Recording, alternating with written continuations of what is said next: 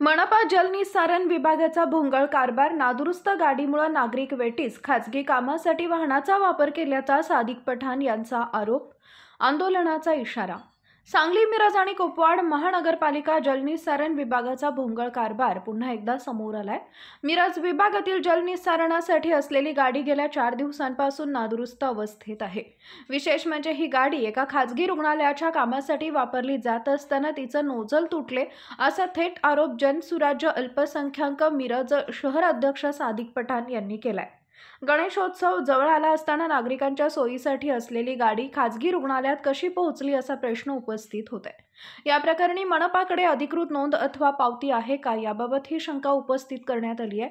कर भरून मनपाकडून सुविधा अपेक्षिणाऱ्या मिरजकरांना मात्र या दुर्लक्षाचा फटका बसत आहे. या प्रकरणी प्रभारी ड्रेनेज मेस्त्री यांच्यावर विशेषतः बोट दाखवलं जात असून त्यांची तात्काळ बदली करण्यात यावी अशी मागणी होतीये. दरम्यान वाहन तातडीनं दुरुस्त करून कार्यान्वित न केल्यास विभागीय जलनिस्सारण कार्यालयात तीव्र आंदोलन छेडलं जाईल, असा इशारा पठाण यांनी दिलाय. नमस्कार, मी सादिक पठाण, जनसुराज्य शक्ती पक्ष अल्पसंख्याक सेलचा मिरज शहर अध्यक्ष. आज रोजी सांगली मिरज कुपवाड महानगरपालिकेच्या जलनिस्सारण विभागाचा मिरज विभागातील एक भोंगळ कारभार लोकांसमोर आणण्यासाठी आज मी ते उभा आहे. माझ्या मागील जे जलनिस्सारण विभागाची उपसा करणारी गाडी उभी आहे, ती मागील सोमवारपासून एकाच जागी थांबून नादुरुस्त आहे. तर ती गाडी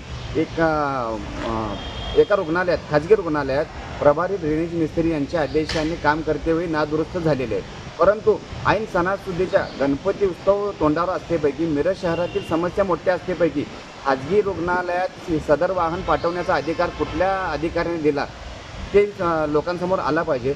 जर का प्रभारी ड्रेनेज मिस्त्री प्रमोद सरवदे यांनी आपल्या मर्जीप्रमाणे तो वाहन तिथे पाठवला असेल तर त्यांना अधिकारी कोणी दिला एवढा मोठा?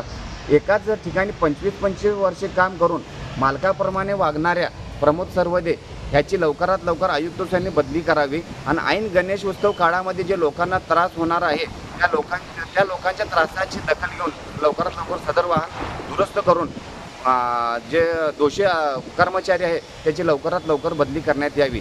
अन्यथा जनसुराज्य शक्ती पक्षातर्फे जलनिस्सारण विभाग मिरज कार्यालयात तीव्र प्रकारचं आंदोलन करण्यात येईल. कृपयाची आयुक्त यांनी नोंद घ्यावी. शहरातील ड्रेनेज समस्या गंभीर असताना नागरिकांना मदत करण्याऐवजी खासगी कामासाठी गाडी वापरण्यामागे कोणता हेतू आहे याची चौकशी करून जबाबदारांवर कारवाई व्हावी, अशी मागणीही नागरिकांकडून होत आहे.